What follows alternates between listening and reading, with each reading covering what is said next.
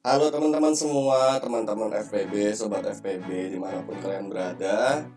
Di video kali ini, aku Saditama dan Gracia Carolina dari Prodi PBI akan menampilkan tutorial bagaimana penggunaan MyAtma, yang mana ini adalah website yang kita gunakan sebagai salah satu seperti sosial media yang digunakan selama kita berkuliah di Atma. Nanti ada apa aja di MyAtma itu, kita bisa misalkan cek daftar kelas, jadwal kelas kita, dan finansial atau hal-hal yang kita perluin untuk biaya kuliah dan lain-lain.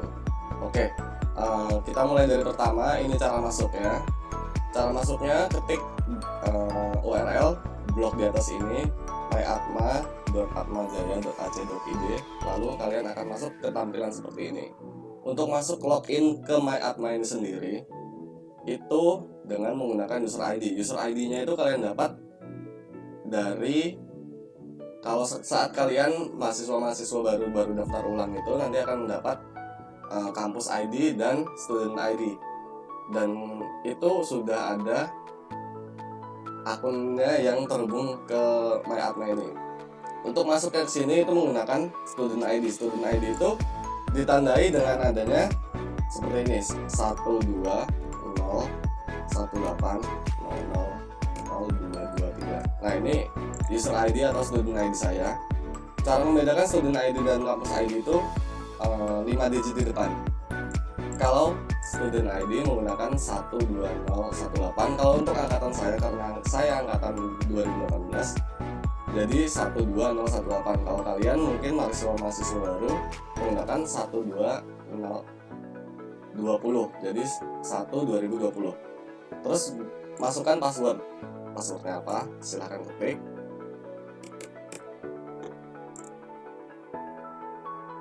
Silahkan ditunggu. Lalu masuk ke tampilan seperti ini. Nah, di part pertama ini akan saya sampaikan adalah nggak terlalu banyak, mungkin basic dari penggunaan MyAtma dulu aja. Yang pertama itu kalian akan melihat tutorial tentang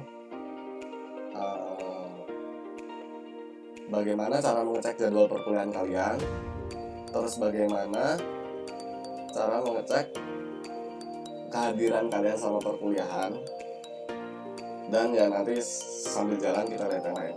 Oke, yang pertama itu bagaimana cara kita ngecek jadwal perkuliahan kita. Pertama kalian klik di bagian main menu ini. Terus kalau sudah, lanjut ke self service. Nah, nanti di sini tampilannya banyak lagi ya.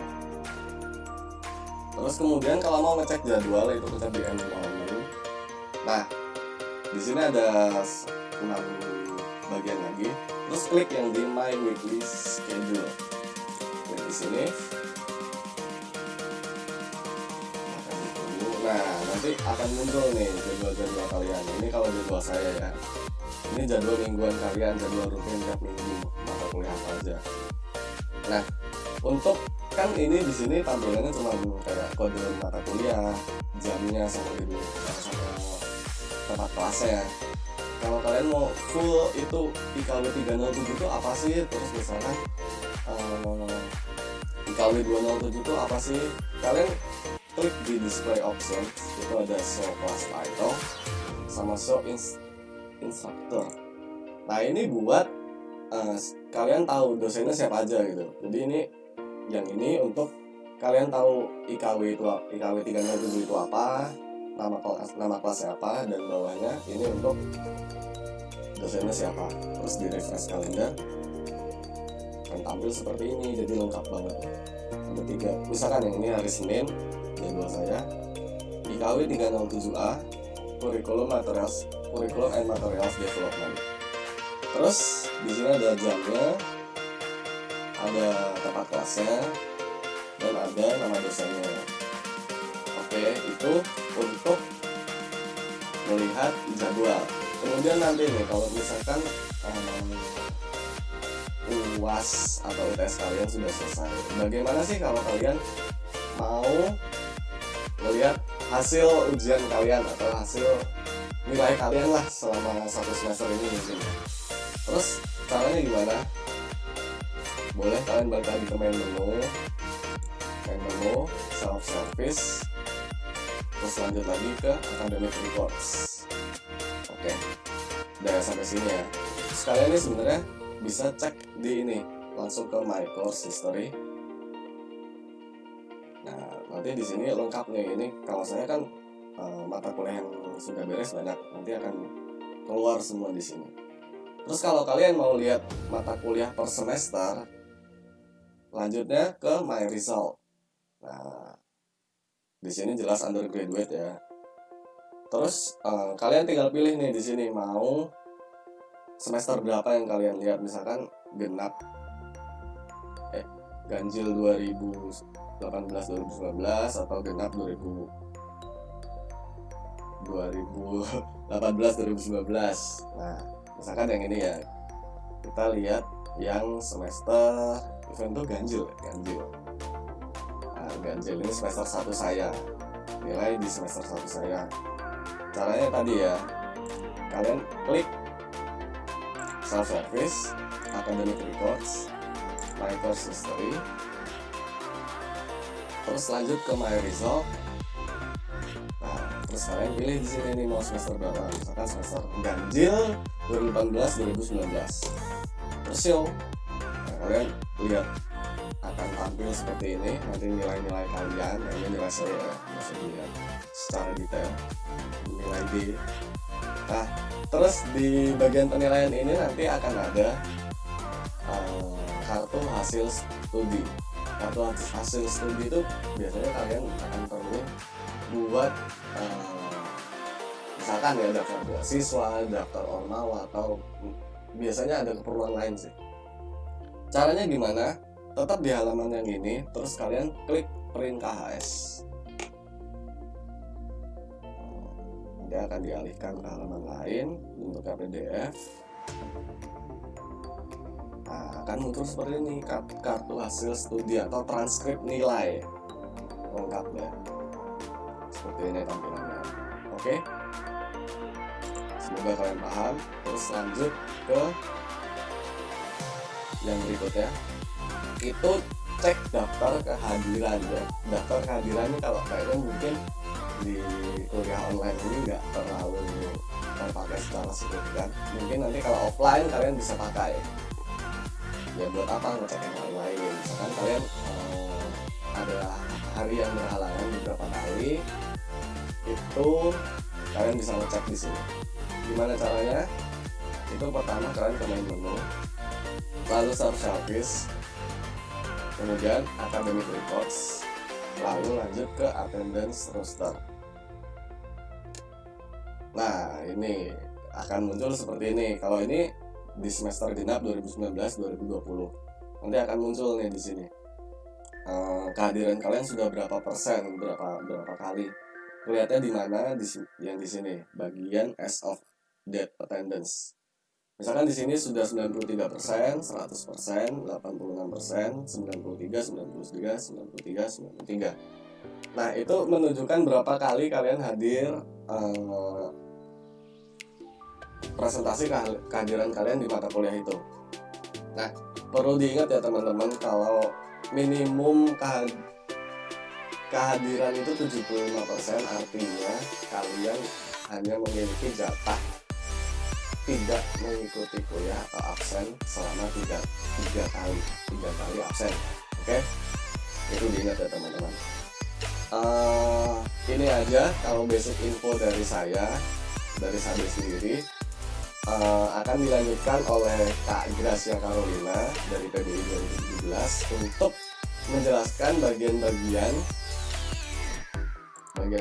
tentang yang berkaitan dengan keuangan kampus. Misalkan kalian mau bayar setting cicilan atau melihat saldo deposit, atau ya kalian pokoknya yang hubungannya sama itu deh, yang hubungannya sama apa? Sama keuangan ya. Oke, sampai situ aja. Terima kasih. Silakan. Halo teman-teman, sekarang kita akan membahas tentang bagaimana cara mengatur keuangan atau campus finances melalui MyAtmajaya. Pertama, ketika kita sudah login, kita cukup tekan tombol main menu di sebelah kiri atas, lalu self-service, campus finances. Di situ kita akan melihat ada 3 options, yaitu account inquiry, unlocking payment plan, dan virtual bank account details. Pertama, kita akan melihat account inquiry. Di account inquiry, di bagian account summary, kita bisa melihat future due atau berapa jumlah uang yang harus kita bayarkan. Selanjutnya, di activity, kita bisa melihat apa saja aktivitas yang sudah kita lakukan sebelumnya.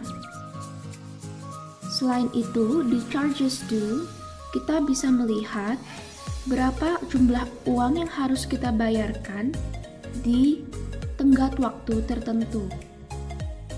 Lalu untuk di payment, merupakan daftar berapa jumlah uang yang telah kita bayarkan sebelumnya.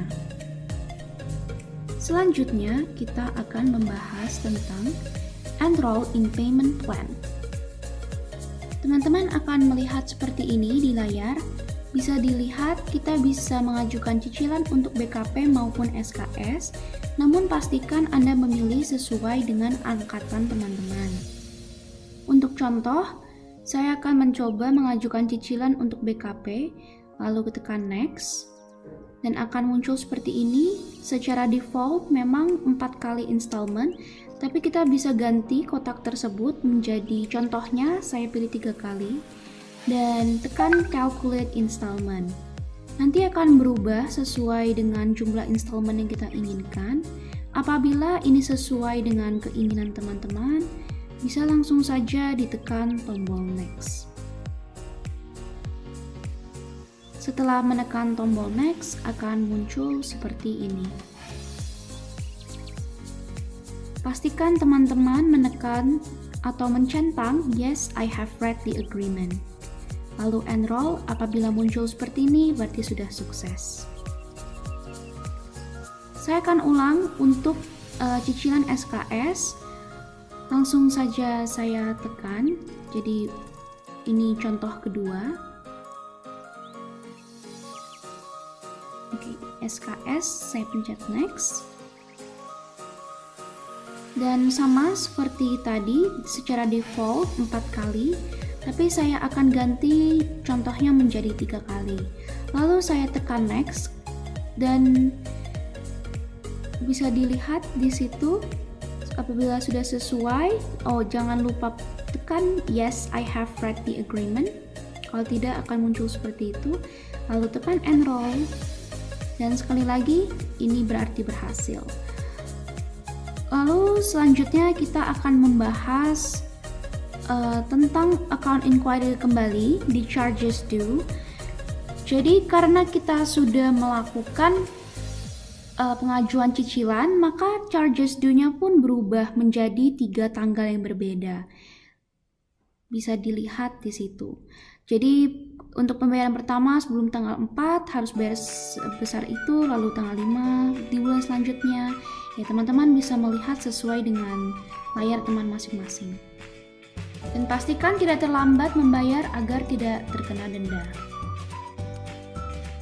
Selanjutnya, bagaimana cara membayar biaya tersebut? Teman-teman bisa ke virtual bank account details. Sejauh ini di Atmajaya, kita bisa membayar ke virtual account Mandiri atau BCA, ini untuk Mandiri. Jadi di situ ada account number-nya.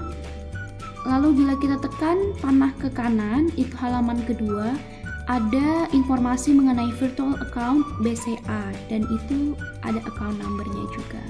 Semoga informasi ini bermanfaat dan teman-teman jadi mengetahui lebih lanjut mengenai bagaimana cara mengajukan cicilan, mengecek pembayaran, dan juga bagaimana cara melakukan pembayaran. Terima kasih teman-teman.